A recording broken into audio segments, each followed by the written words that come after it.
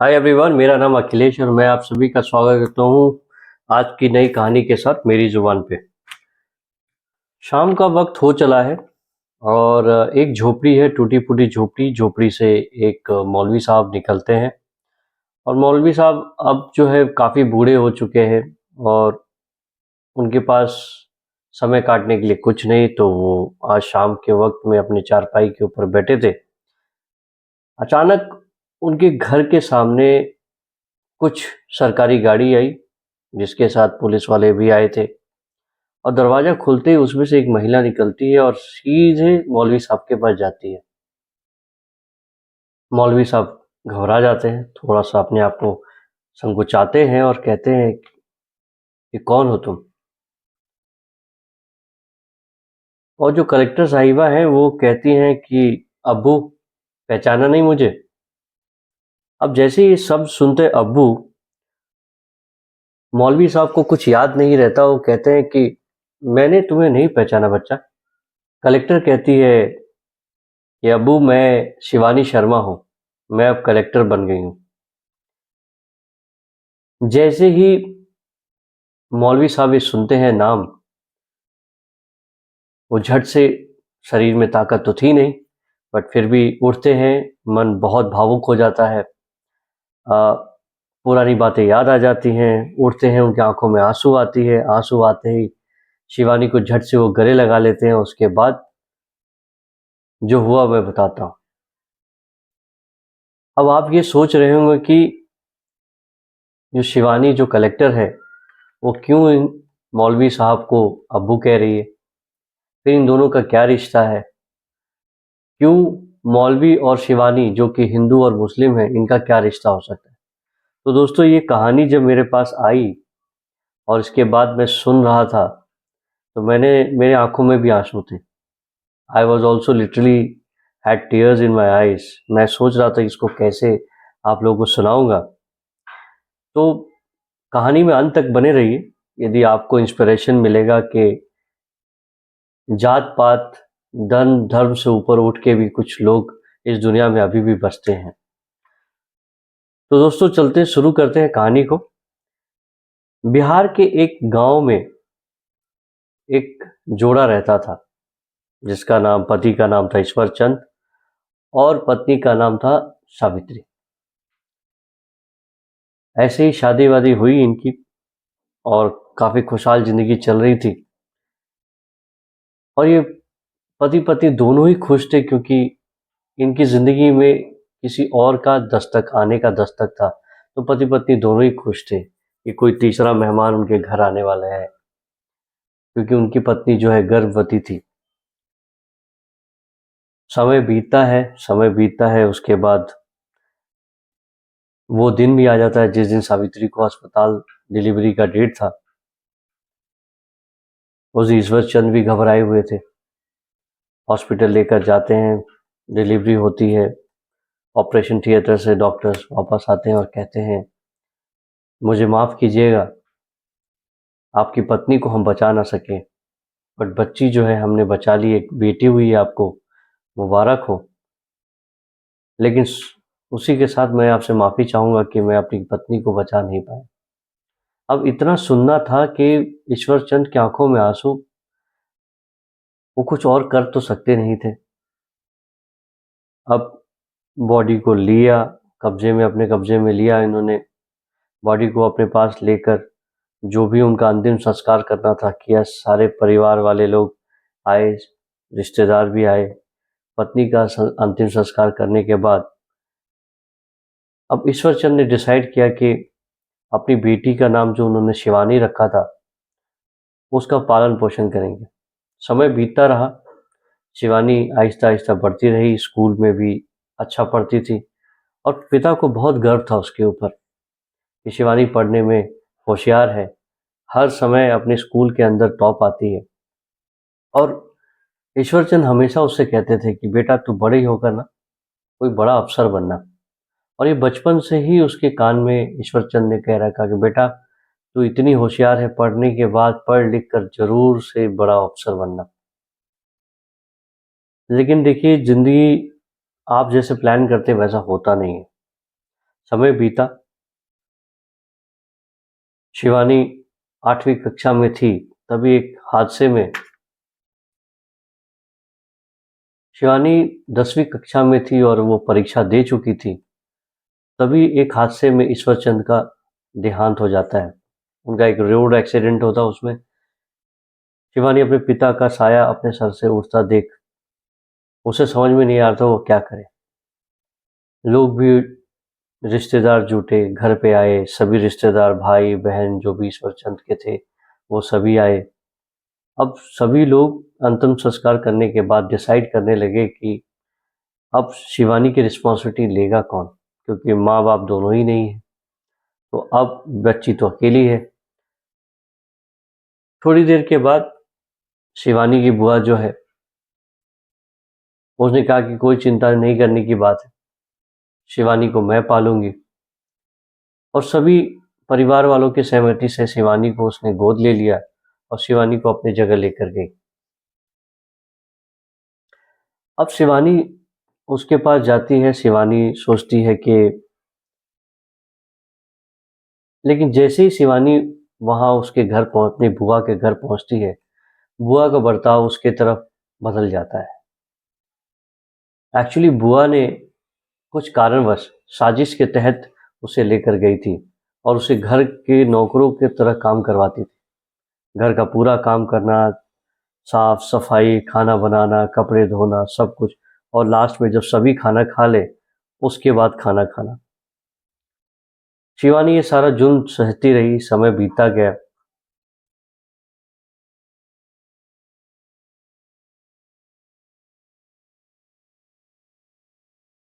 समय बीता गया और शिवानी, अब उसने ये मान चुकी थी कि मेरी जिंदगी में और कुछ है नहीं। सडनली उसके और शिवानी की जो बुआ थी उसने उसके साथ फ्रॉड भी किया था।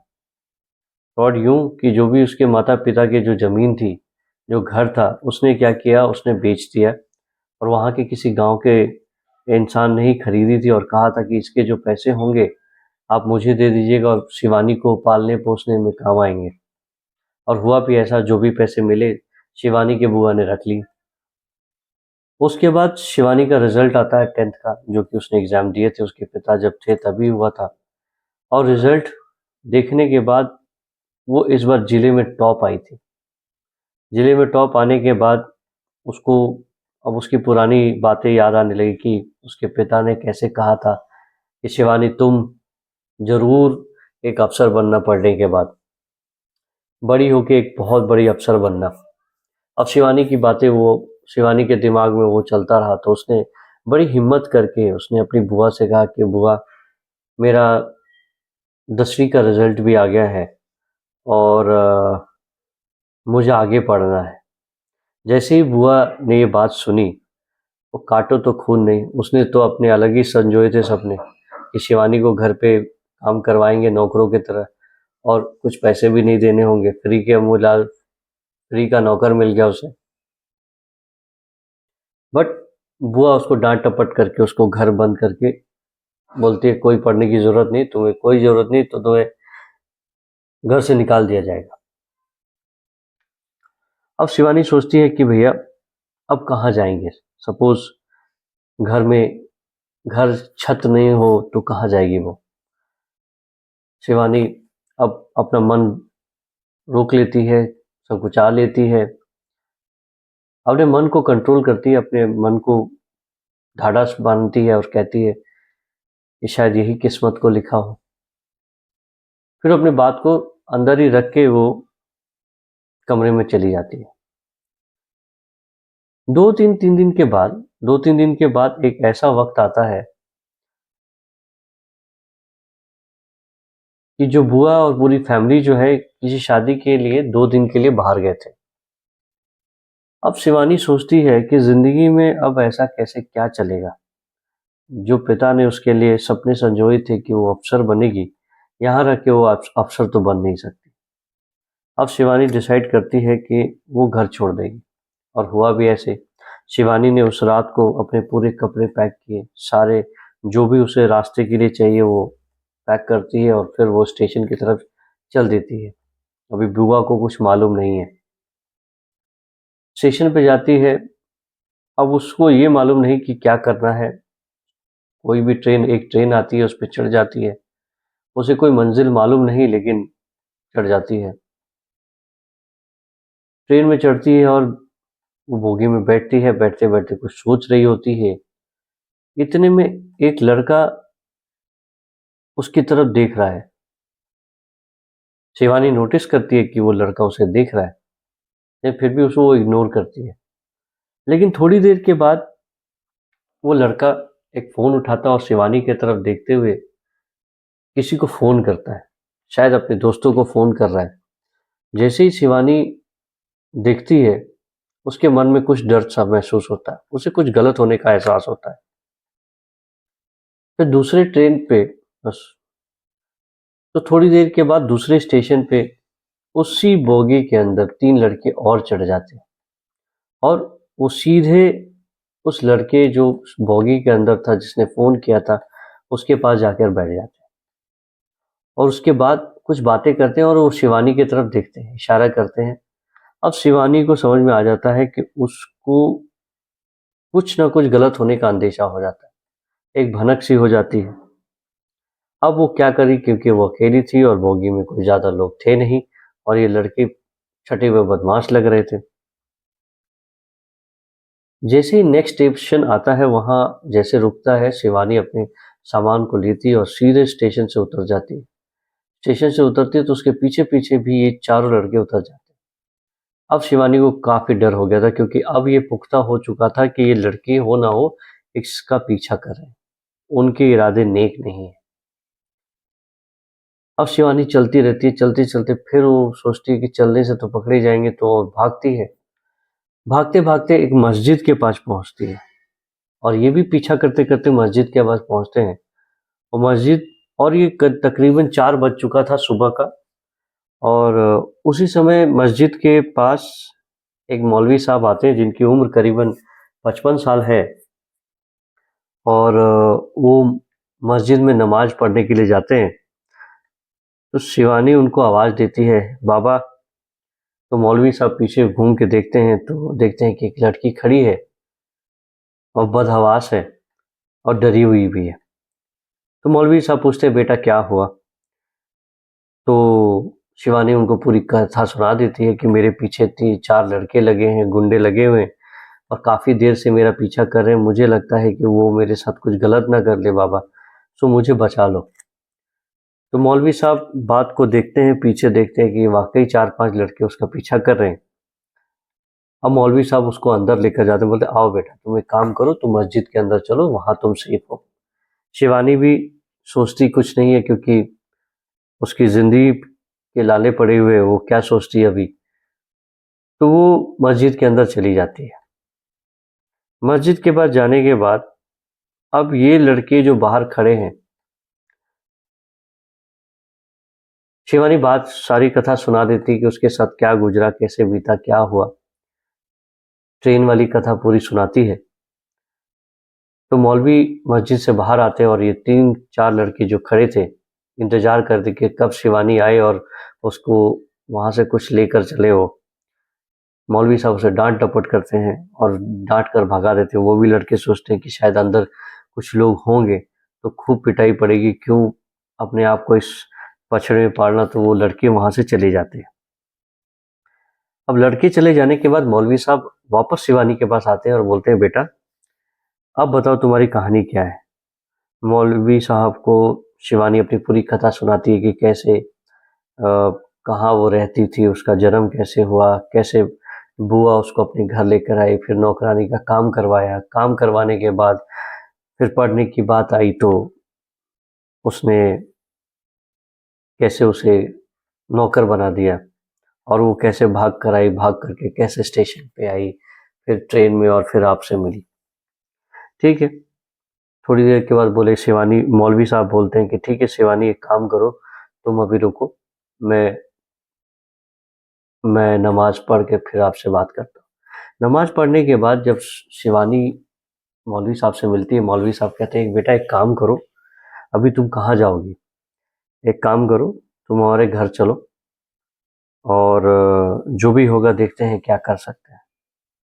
मौलवी साहब भी अकेले ही रहते थे, उनकी ज़िंदगी में भी कोई नहीं था, ना उन्होंने शादी नहीं की थी, कोई पत्नी नहीं थी, ना कोई बच्चे थे, ना कोई रिश्तेदार था। मौलवी साहब अकेले थे और शिवानी भी अकेली थी। शिवानी, मौलवी साहब दोनों साथ जाते हैं। मौलवी साहब का एक झोपड़ी होती है, एक छोटा-सा टूटा-फूटा मकान होता है जिसमें मौलवी साहब रहते हैं। वहीं शिवानी भी अपना आसरा ढूँढ लेती है। अब शिवानी घर के काम करती, मौलवी साहब को अपने पिता के समान घर में रिस्पेक्ट देती, सेवा सत्कार करती। बट मौलवी साहब भी उसे अपनी बेटी की तरफ रिस्पेक्ट देते थे और मौलवी साहब ने पूरा इंतजाम कर रखा था कि जैसे तैसे करके ये पढ़ाई कर ले। अब शिवानी का दाखिला उन्होंने वहाँ के ही किसी सरकारी स्कूल में करवा दिया और जो छोटे मोटे खर्चे थे वो मौलवी साहब पूरी कर दिया करते थे। 12 का रिजल्ट आया, 12वीं में फिर से इस बार शिवानी अच्छे रिजल्ट किए। मौलवी साहब बहुत खुश हुए, मिठाई बांटे पूरे गांव में और लोगों ने भी जब सुना कि शिवानी पूरे जिला में सबसे अव्वल है तो वो भी उसको शाबाशी देने लगे। अब 2 साल की पढ़ाई के बाद मौलवी साहब से कहती है कि बाबा अब्बू, मुझे आगे पढ़ने के लिए दिल्ली जाना होगा। अब मौलवी साहब कहते हैं कि ठीक है बेटा, एक काम करो, तुम दिल्ली जाओ, ये लो कुछ पैसे और कुछ और पैसे चाहिए तो बता देना, लेकिन तुम पढ़ाई जारी रखना अपना। अब शिवानी दिल्ली पहुंच जाती है। दिल्ली पहुंच जाती है तो उसे एक जैसे ही वो दिल्ली पहुंचती है उसकी मुलाकात एक रेस्टोरेंट वाले के पास जाती, एक रेस्टोरेंट मालिक के पास जाती है। सॉरी, शिवानी अब दिल्ली पहुंच जाती है। दिल्ली पहुंचती है तो सबसे पहले वो मौलवी साहब पे बोझ नहीं पड़ना चाहती थी, क्योंकि उसे मालूम था कि मौलवी साहब कितनी मुश्किलों से पैसे जुगाड़ करते हैं। तो शिवानी सोचती है कि काम ही क्यों ना ढूंढ लिया जाए। इसकी वजह से उसकी जो काम की तलाश जो है एक रेस्टोरेंट के पास रुक जाती है और उसके पास वो जाती है तो वहाँ के जो रेस्टोरेंट के मालिक हैं उनके पास जाकर कहती है, बाबा एक काम कीजिए, मुझे काम की तलाश है, मुझे कोई भी काम कर दीजिए, बट मुझे आप दिन भर काम करवाइए लेकिन मुझे पढ़ने के लिए एक जगह दे दीजिए और मैं पढ़ना चाहती हूँ। आप मुझसे कोई भी काम करा। बोले बेटा क्या काम करोगे? बोले बाबा आप जो चाहे वो काम करवा ले, बट बस मुझे पढ़ने का मौका देते, मैं पढ़ना चाहती हूँ और मैं थोड़ा समय पढ़ूंगी। जैसे ही रेस्टोरेंट का मालिक सुनता है ये बात, उसके आंखों में आंसू आ जाते हैं और वो उसे देखकर अपनी बेटी महसूस करता है। कहता है ठीक है बेटा, एक काम करो, तुम यहीं रहो, अपनी पढ़ाई करो और तुम्हें जो मर्जी वो काम कर लेना। दरअसल जो रेस्टोरेंट का मालिक है उसकी भी एक बेटी होती है जिसे वो खूब पढ़ाना चाहता है, लेकिन कहते हैं ना सर कि हर किसी की चाहत पूरी नहीं होती। वैसे इनका भी दिल यही था कि वो दुखी रहते थे कि उसकी बेटी पढ़ती नहीं थी और वो पढ़ने में उसका कोई मन नहीं था, और एक तरफ ये लड़की है जो पढ़ने के लिए मर मिटना चाहती। अब बड़प्पन देखिए रेस्टोरेंट मालिक का, उसने कहा कि बेटा तुम्हें जो करना है करो, मैं तुम्हारे पढ़ाई का खर्चा उठाऊंगा। अब शिवानी ने अपना दाखिला वहाँ के एक आईएएस कोचिंग सेंटर में करवा लिया और जो है जो रेस्टोरेंट का मालिक है अब उसके पूरे खर्चे वो उठाता था। सारे खर्चे उसने दिए, पढ़ाई के खर्चे। अब पढ़ने के बाद एग्ज़ाम्स हुए, पास हुई। एग्ज़ाम्स होने के बाद अब एक दिन एक फ़ोन आता है रेस्टोरेंट के मालिक के पास। फ़ोन की तरफ से दूसरी तरफ से एक लड़की कॉल करती है, कहती है अब्बू मैं कलेक्टर बन गई। जैसे ही ये खबर मकान मालिक को जैसे ही फ़ोन पे उसने सुना, उसकी आंखों में आंसू आ गए और वो सीधा अपने परिवार को लेकर शिवानी शिवानी जब कलेक्टर बनी तो शिवानी को एक क्वार्टर मिला, सरकारी आवास मिला, गाड़ी मिले, बंगला मिला, सब कुछ मिला। तो उसने रेस्टोरेंट के मालिक को अपने घर इनवाइट किया। जब वो गए वहाँ बड़ी इज्जत सत्कार, उसे अपने पापा पापा बोलकर संबोधित करती थी। बहुत इज्जत किया उसने, बहुत सत्कार किया, घर में खाना पीना खिलाया और फिर वो चले गए। बीच बीच में आते रहते थे। एक दिन जब ये जो आपके रेस्टोरेंट मालिक आए और जब शिवानी इनकी सेवा सत्कार कर रही थी, अचानक उसे अपने मौलवी वाले अब्बू की याद आई, क्योंकि कम से कम 2 साल तो उसने भी पढ़ाया उनको, 2 साल तो उन्होंने भी इसे पढ़ाया। मुश्किलों में सबसे पहले तो वही थे, एक फरिश्ता के, एक मसीहा बनकर आए थे। तो जैसे ही इसके रेस्टोरेंट के मालिक चले जाते हैं, अब शिवानी डिसाइड करती है कि मौलवी साहब के पास जाना है। उसने डिसाइड किया, वहीं गांव में जाती है जहां मौलवी साहब रहते हैं। जैसे ही मौलवी साहब अब 55 साल के नहीं, करीबन अब 10-12 साल हो चुके थे, तो शिवानी बड़ी हो चुकी थी। मौलवी साहब अपने टूटे फूटे घर से निकलते हैं, तभी उनके घर के सामने सरकारी गाड़ी, लाल बत्ती वाली, जिसमें एक महिला उतरती है और लोग उसे सलाम ठोकते हैं। जो पुलिस अफसर जो थे, उसके आसपास जो बॉडीगार्ड्स थे, वो सलाम ठोकते हैं। और इतने में गांव के लोग भी ये सोच में बैठे हैं कि भैया, मौलवी साहब ने ऐसा क्या किया कि पुलिस आई है, कलेक्टर साहिब आई है उनसे मिलने के लिए, ऐसे क्या गलती कर दी उन्होंने? ऐसे कोई पुलिस वाले आते नहीं है जब तक तो कोई गलती हो ना। तो जैसा कि मैंने आपको शुरुआत में कही थी, मौलवी साहब इसे देखते हैं और कहते हैं कि हाँ बेटी, क्या हो गया? शिवानी बोलती है, अब्बू पहचाना नहीं। और ये जो शब्द सुने उसने, यकीन मानिए मौलवी साहब समझ नहीं पाए। तब उसने कहा कि अब्बू, मैं शिवानी शर्मा, मैं कलेक्टर बन गई। और यकीन मानिए मौलवी साहब के शरीर में पता नहीं कहाँ से वो ताकत आ गई, जो अभी थोड़ी देर पहले वो ठीक से चल भी नहीं पा रहे थे, बिस्तर से उठे और शिवानी को गले लगा लिया और फिर बताया कि बेटा, कमाल कर दिया तुमने।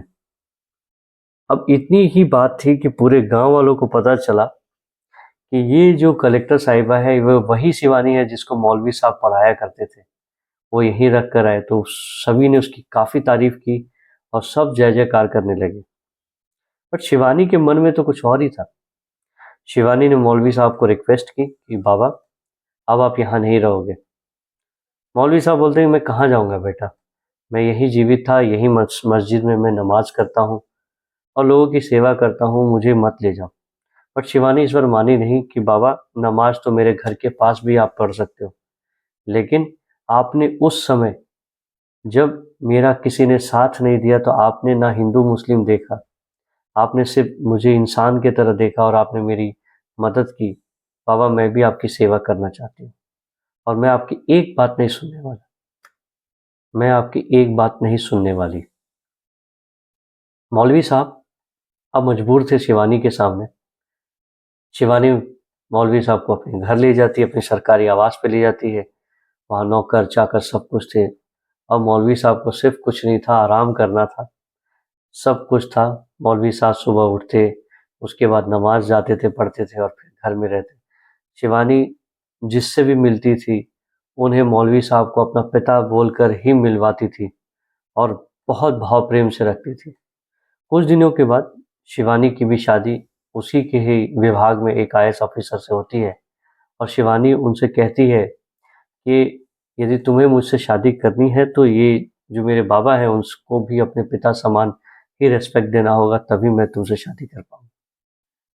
लेकिन जो जो होने वाला पति था, जब शिवानी के बारे में सुनता है और जो मौलवी साहब ने उसके लिए किया, मौलवी साहब के लिए उसकी इज़्ज़त और बढ़ जाती है और वो भी कहता है कि शिवानी तुम्हारे पिता मेरे पिता हैं, और दोनों शादी होती है, मौलवी साहब और शिवानी और उनका पति एक साथ रहते हैं।